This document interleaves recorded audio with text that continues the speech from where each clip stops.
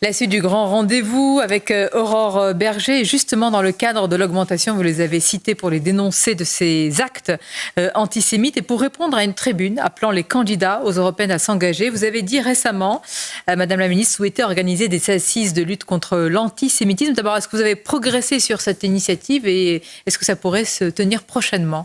Oui, le 6 mai, je vais organiser ces assises de lutte contre l'antisémitisme. Pourquoi ? Parce qu'on a une explosion des actes antisémites dans notre pays depuis le 7 octobre dernier. 7 octobre dernier, pire pogrom de notre siècle, en Israël.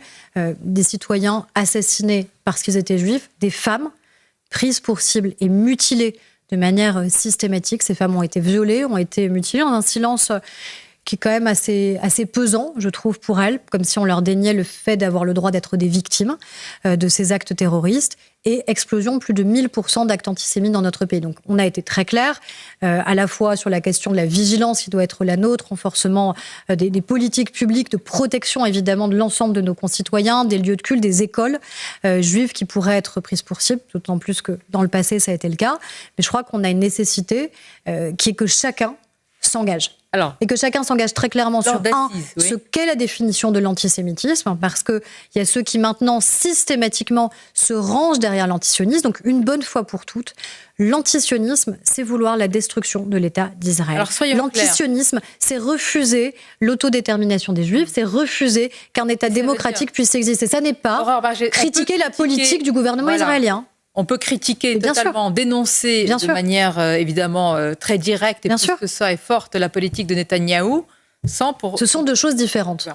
Et le pire, c'est quand maintenant on rend responsable nos compatriotes juifs de la politique qui serait menée par le gouvernement israélien. Ils ne sont pas responsables. Pourquoi telles assises ? Parce que d'abord, qui doit y participer ? L'ensemble des partis politiques qui ont un groupe à l'Assemblée nationale et au Sénat. Donc ça fait une dizaine de partis politiques qui sont représentés. Donc tout le spectre politique la France français, tous ceux qui ont un groupe politique à l'Assemblée nationale et au Sénat. La France insoumise. Donc la France insoumise. Sur ce sujet-là, vous connaissez leur position. Eh bien justement, qu'ils viennent clarifier.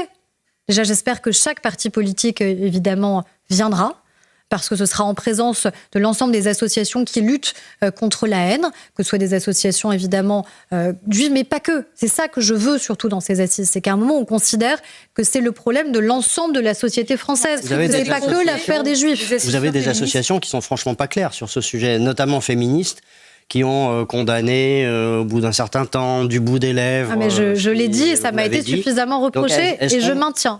Et je maintiens les déclarations que j'ai faites. Pardonnez-moi, vous avez mené une sorte est-ce qu'on peut dire d'enquête ou de recherche pour savoir si vous pouviez éventuellement, en tous les cas, si ces associations étaient financées par l'État, et au final, il n'y a aucune association ayant tenu des propos ambigus financés par l'État. En vérité, beaucoup d'associations qui sont des associations, j'allais dire, militantes et politiques, qui ne reçoivent pas d'argent public. Ce dont je voulais m'assurer, c'est que les associations qui perçoivent de l'argent des Français, évidemment, ne s'étaient pas compromises dans des propos qui auraient été ceux, par exemple, de dire que ce qui s'était passé le 7 octobre n'était qu'un mouvement spontané, légitime, de résistance à l'oppression.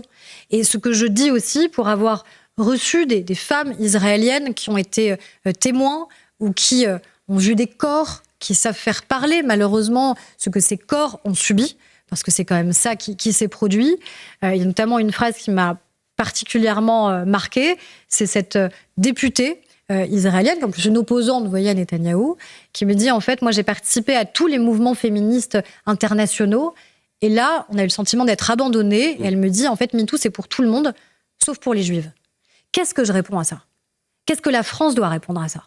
Ça devrait tous nous interpeller, nous glacer le sang, en fait, de se dire que des femmes, alors qu'elles ont été prises pour cible, alors qu'elles ont été mutilées, alors qu'elles ont été violées, sont abandonnées dans une forme de silence international. Mais même en France, lorsque certaines associations voulaient se porter solidaires du sort des femmes israéliennes qui ont été persécutées, on leur a dit « vous n'êtes pas les bienvenus dans certaines marches ».